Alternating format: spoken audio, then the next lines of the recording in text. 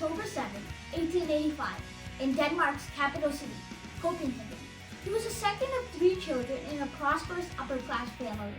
His father was Christian Bohr, a brilliant physiology professor who would be later nominated twice for a Nobel Prize. His mother was Ellen Adler, daughter of a wealthy Danish politician. Niels was homeschooled until he started formal schooling at the age of 7 at the Gammelholm Grammar School. The students at the school were expected to work very hard and had strict discipline. Niels was very good at most of his subjects, except his own native language, Danish. He loved talking, but he hated writing essays. He was very good at math and got more and more interested in the sciences. Niels was very interested in physics, and by the time he was a teenager, he was correcting the mistakes in his school's textbooks. Not only was he smart, him and his brother also spent hours making things in his father's workshop.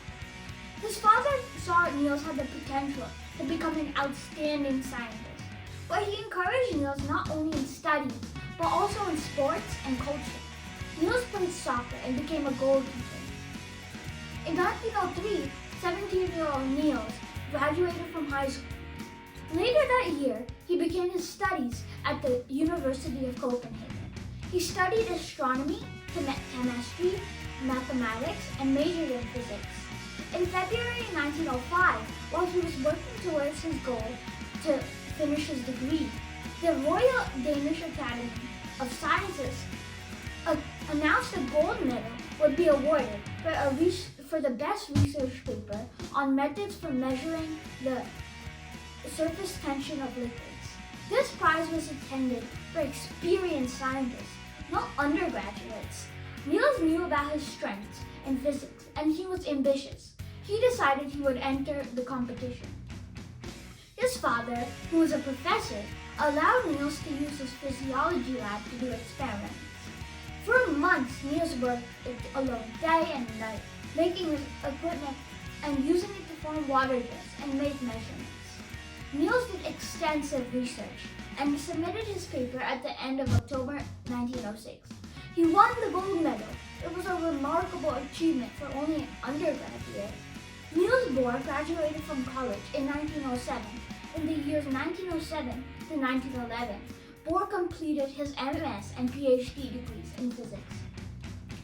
Bohr was working for the Nobel laureate J.J. Thomson in England. He was introduced to Ernest Rutherford at the end of 1911. In March 1902, after taking permission from Thomson, Bohr caught the train to Manchester to work with Rutherford, the man who would inspire him and became one of his greatest friends. Rutherford had won the 1908 Chemistry Nobel Prize for his work in radioactivity. In 1909, he had discovered the atomic nucleus. Bohr had become very interested in Rutherford's model of the atom, particularly the behavior of its electrons. Bohr's atomic model was created based on previous research by Rutherford. As for Bohr's model, atoms consist of central nucleus, surrounded by electrons in orbital shells.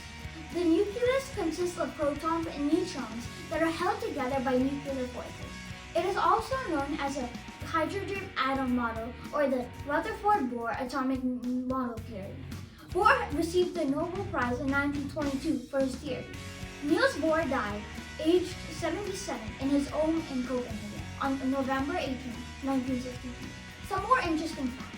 When Bohr started doing research in his university's lab, he was reputed for causing explosions now and again. He must have ended up breaking a record amount of glass. Must have been quite an experience for him and others. Bohr and Einstein had many conversations about science. They were called the Bohr and Einstein debates because they had opposing views. It is interesting that both scholars were awarded the Nobel Prize in physics about the same time. Bohr got it for his atomic theory, and Einstein got it for his work on the photoelectric effect. Due to this technology, however, Einstein was awarded his in 1922 instead of 1921. element of the periodic table is named after Niels Bohr, called Bohr number. And with that, see you in the next video.